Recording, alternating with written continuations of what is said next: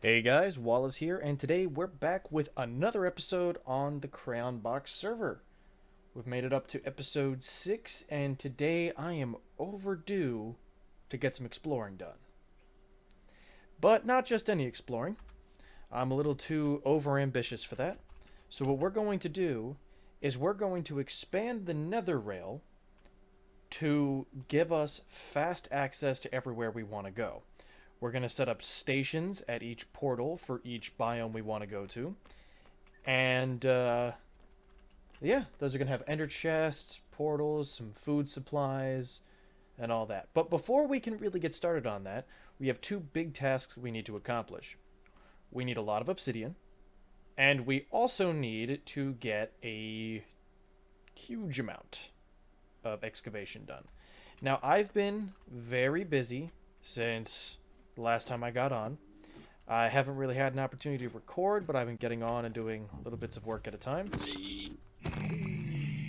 Oh, there's two here. Ooh, it's a baby. Ooh, it's a baby. Alright, so the station here is much better than it used to be. You can see that when people come in now, they get greeted through a little underground bell circuit, which will be nice. Hopefully I should have this done by the end of the week with the subway. I'm looking forward to working with the guy who wrote the high-speed rail plugin to hopefully get some more functionality. But I'll wait to talk about that until I'm ready. In the meantime, I've marked out the floors that can go in for when I start working on the elevator. That's going to take a while though, since it does require a lot of slime, which will probably mean it has to wait until after a slime farm is done. But that's not the focus of today's episode. The focus of today's episode, at the start, we're going to build a lava farm using a piston feed tape, cauldrons, and pointed dripstone. This is going to be so much fun. So I'm not going to tutorial the whole thing here because I plan on doing a redstone analyzed video about it. However, I'm going to have probably 3 lava farms running at the same time, or I might extend this hallway and make it 4, 2 on each side. But the way this farm works is by running cauldrons, which can be moved by pistons, through a piston feed tape, so that way, as soon as they fill up with lava from the pointed dripstone, they get pushed out of the way. And then once the whole thing is filled, we should be able to build in an indicator light. So yeah, this is going to be a lot of fun. I can't wait. I'll see you guys once I've got a little bit more space dug out. Alright, progress update. I have gotten the first one installed and working. So I'm going to quickly explain how this works. So cauldrons can be filled with lava when a dripstone drips lava into them, which you do by just having dripstone and then there's lava up above that. So eventually, and it is pretty slow, but eventually it fills the cauldron. Underneath that block is a comparator, which powers a little circuit under here with a piston feed tape to first pull that one out of the way, push that one upward, and then just kind of pull them all around. It's called a piston feed tape, and I'm actually planning on doing a tutorial on this design pretty soon, so make sure to check. Oh, there it goes. I can't believe I actually got one on camera. But yeah, so that's basically how it works, and then you just come in here with buckets and harvest it. Now, the interesting thing about it is that I've got a comparator on this one, so that once it fills, it's detecting that that one has it. It actually won't run the feed tape until I empty that one. That way it doesn't just endlessly loop and make a ton of noise. So I've already gone ahead and cleared out the wall section for each one of the other 3. I'm going to make a total of 4 because, like I said, this thing is pretty damn slow. I think I'm also going to have to make another glowstone run, since I redecorated in here and added that to the general layout. So, yeah, I'll be back in a bit with some progress. Okay, so we have upgraded from 1 lava farm all the way up to 4 lava farms. Feels good. So, I've added in a little bit more decoration in the area, as well as these barrels, which will hold all of the lava we farm. Because we do actually have to manually pull the lava out of these. I built in a lock so that way they don't just endlessly run, but we will have to manually empty them. But in order to do that, I need, let's see, 9 times 3, 6, 9, 12, 15, 16, 17. 9 times 17, 10 times 17 is 170. Minus 17 is 153.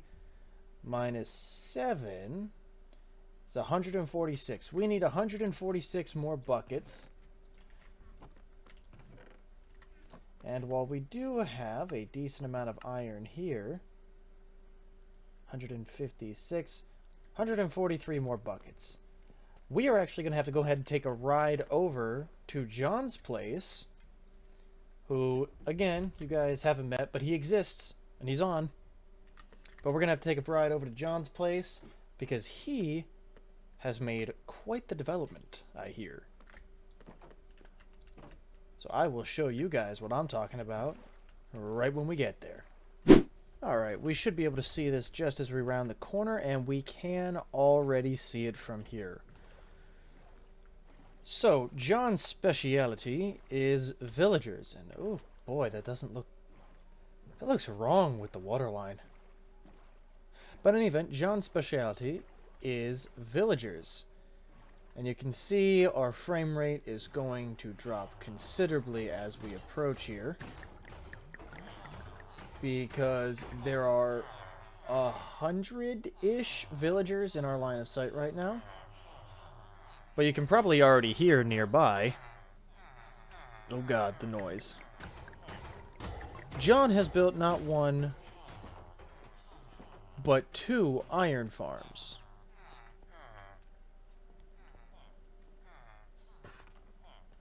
Uh-oh. Okay, turns out that was a temporary problem, and turns out these guys are just here because, well, there was an earlier mistake. But, as you can see from his system,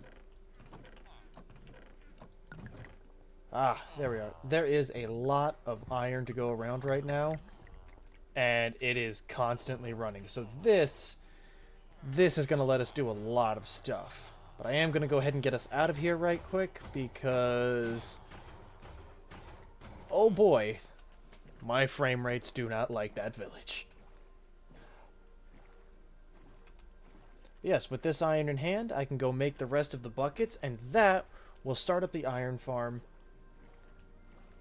Uh-oh.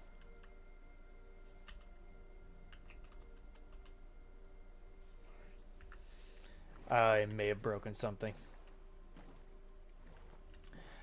But yes, with this done, we'll be able to get all the lava we need, which will enable us to start mass-producing nether portals, as well as... Oh god, he's playing League. But we'll be able to produce nether portals, as well as ender chests. Now, the one thing we still need for that is going to be blaze powder, which is why the first thing I'm going to need to find is a nether fortress that we can hook up the high-speed rail to. So, I'm going to get cracking making buckets, filling up lava, and as I do, I'm going to go head over to Chunk Base and use their seed map to figure out where I can find a nether fortress.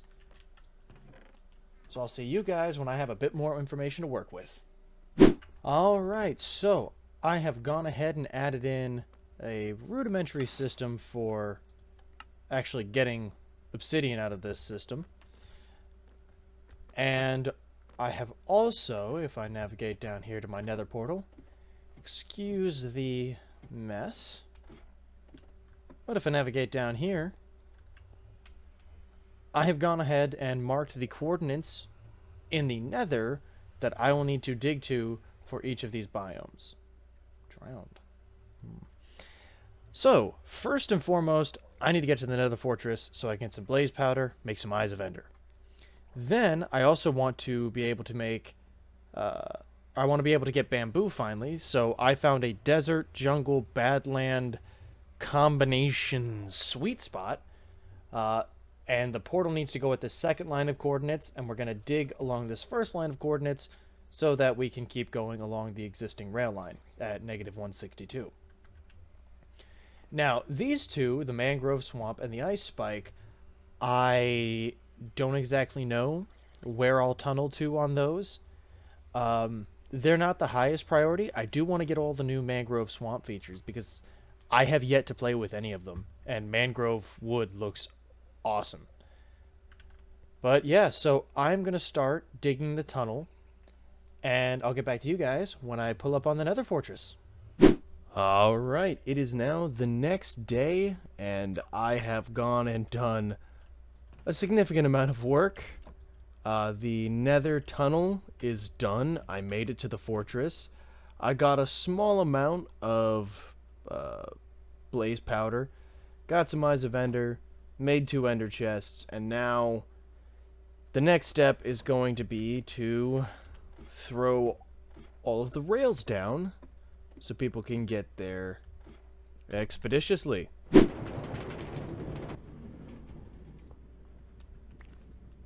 He'll be back. But yeah, so the tunnel is dug out. A lot of lava pools to deal with. There it is. Alright. So what I need to do, if I'm remembering correctly, is I need to go 8 blocks out. Then I need to start putting in the powered rails. Or sorry, the blocks of redstone. So 1, 2, 3, 4, 5, 6, 7, 8. And the reason why I'm going 8 blocks out is because of a design I'm using for an intersection, which I should have a tutorial video for that coming out on Tuesday. It's currently Friday, and I believe I said it to come up on Tuesday, but I'm actually really excited about that tutorial coming up. It's a remake of another person's tutorial. So I made some changes to the design to let it have 2 blocks in between instead of 1. And yeah, I'm really friggin' excited about that one. So be sure to check it out. Now, I'm pretty sure this episode will come out after it's live. I'm also pretty sure I should take this with me.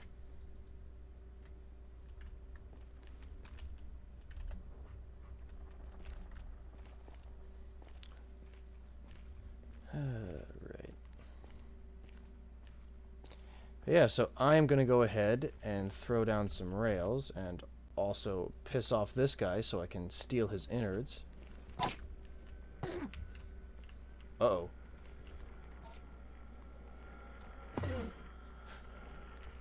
Whoa. There you are.